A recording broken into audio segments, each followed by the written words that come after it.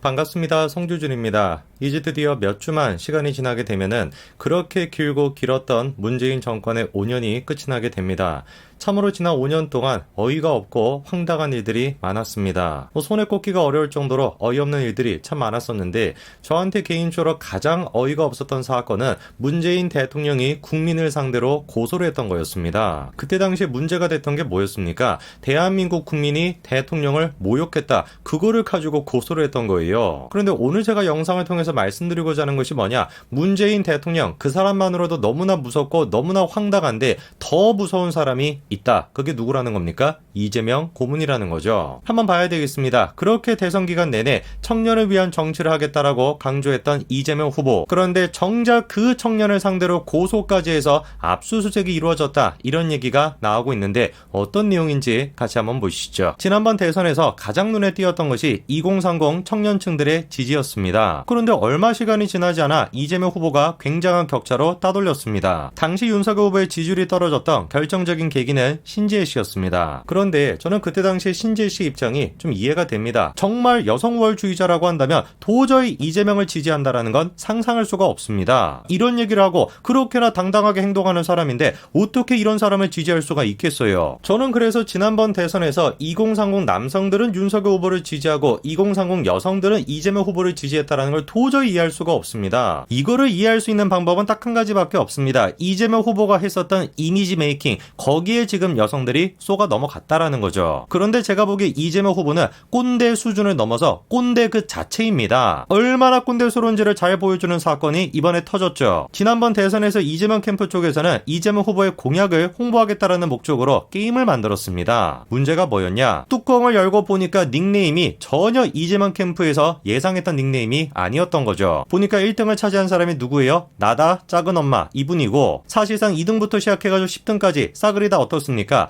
굉장히 뭔가 이재명 후보가 싫어할 법한 그런 아이디죠. 눈에 띄는 사람 한 사람이 있습니다. 1등을 차지한 사람이 사라진 초밥 10인분이라고 하는 아이디인데 점수가 지금 99,999점이죠. 놀랍게도 그런데 민주당이 득점 조작을 했다면서 고소를 했어요. 심지어 그리고 대선이 끝나고 난 뒤에 저 아이디를 만든 사람이 어떻게 됐습니까? 압수수색까지 당했습니다. 뭐 재밍인지 잼밍인지 뭐 하는 게임인지는 모르겠는데 애당초 저 게임의 목적이 뭐였는데요? 공익성을 위해 가지고 게임을 만들었던 거 아니에요? 돈 벌기 위해서 저 게임 만들었습니까? 그런데 그런 게임을 가지고 고소를 하는 거 그것도 웃긴 일이고 대선 패배하고 난 뒤에 그거를 계속 방치해가지고 압수수색까지 이루어지도록 한다라는 거 이거는 진짜도 웃긴 일이죠. 그래서 제가 보기에 업무방해 이게 지금 문제가 되는 것이 아니라 이재명을 비방했다. 그게 지금 기분이 나빠가지고 고소한 것처럼 보입니다. 문재인 대통령은 대통령이 되고 난 뒤에 자기를 비방했다고 고소를 한 것인데 이거는 뭐 대통령이 되기 전부터 후보 시절부터 저런 모습을 보이니까 진짜로 대통령이 됐으면 어떻게 됐겠습니까? 구속까지 시켜버리지 않았겠어요. 그런 점에서 우리가 눈여겨봐야 되는 사람이 바로 박지원이죠. 박지원이가 보기에는 말이 안 되는 수준이 아니라 최선이다 이렇게 보이는 것 같은데 저런 말을 할 수 있는 유일한 이유는 딱 한 가지밖에 없습니다. 박지원이가 기회주의자이기 때문이에요. 실제로 비대위원장이 되고 난 뒤에도 계속 그런 모습을 보여주고 있습니다. 이번에 민주당이 밀어붙이고 있는 입법 폭주인 검수완박에 대해서 처음에는 뭔가 소신 발언을 하는가 싶더니만 무슨 뭐 일주일도 안 돼가지고 이런 식으로 입장이 180도 바뀌어버립니다. 쓰고 있는 워딩 한번 보십시오. 한동훈 내정자를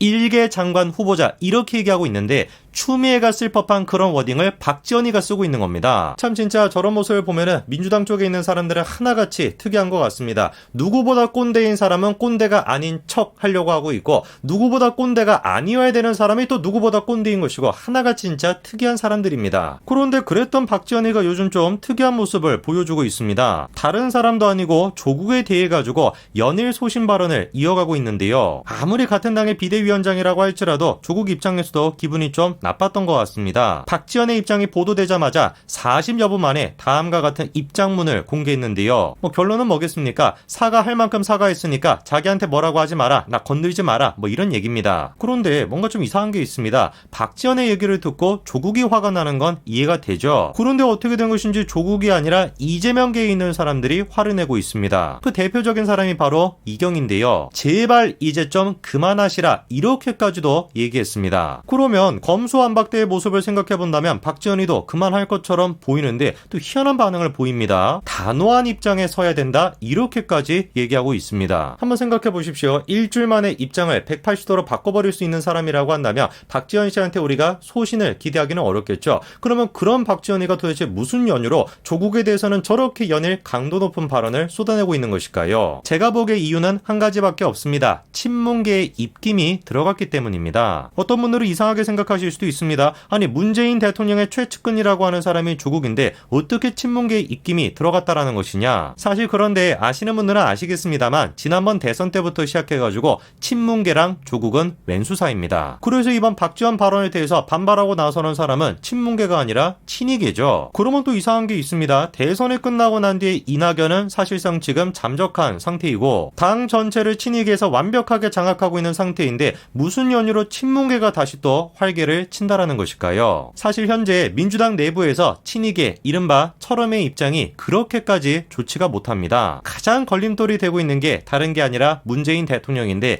문재인 대통령의 가장 큰 문제가 뭐냐? 퇴임 시점이 됐음에도 불구하고 지지율이 잘 나온다라는 거예요. 이번에 친이계 철험에서 밀어붙이고 있었던 게 뭐였습니까? 검수완박이었습니다. 제일 처음에 의도했던 것은 검찰의 직접 수사 범위 6개 모두를 폐지시키는 것이었는데 그렇게 해야지만 부패 경제와 연루가 되어 있다라는 혐의가 있는 이재명 고문이 자유로워질 수가 있기 때문이죠. 그런데 어떻게 된 것인지 철험회가 기대했던 것처럼 민주당의 분위기가 그렇게 흘러가지 않았습니다. 검수완박은 좀 과한 것 같다. 중재안으로 가야 될 것 같다. 이런 입장이 스멀스멀 나오기 시작했는데 친이계 입장에서는 당연히 중재안을 받아들일 수가 없었습니다. 애당초 목표 자체가 부패랑 경제 두 가지를 없애는 것이었는데 중재안으로 가게 된다면 부패랑 경제만 남게 되거든요. 그래가지고 중재안에 대해 가지고 대표적인 친이계인 김용민이가 뭐라고까지도 얘기했습니까?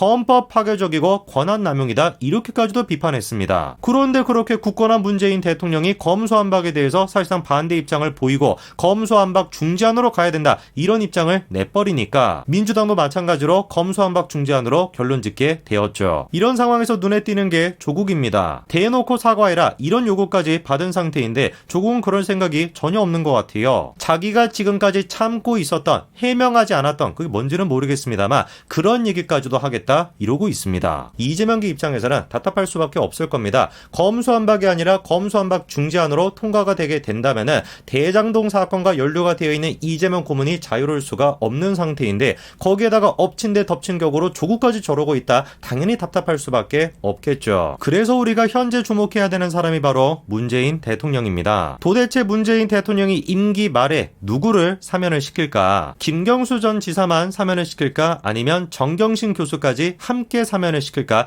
이거에 대해서 우리가 주목해봐야 될 것 같습니다. 김경수 전 지사야 조국과 비교가 되지 않을 정도로 문재인 대통령의 최측근 중에 측근이자 문통의 적자다 이런 평가를 받는 사람인데 정말로 임기 말 사면에서 김경수 전 지사만 사면을 시키고 정경심 교수를 사면을 시키지 않는다라고 한다면 사실상 문재인 대통령과 조국의 관계, 문재인 대통령과 이재명의 관계는 끝났다라고 보는 게 맞겠죠. 어떤 결과가 나올지 흥미롭게 지켜봐야 될 것 같습니다. 여기까지 말씀드리겠습니다. 감사합니다.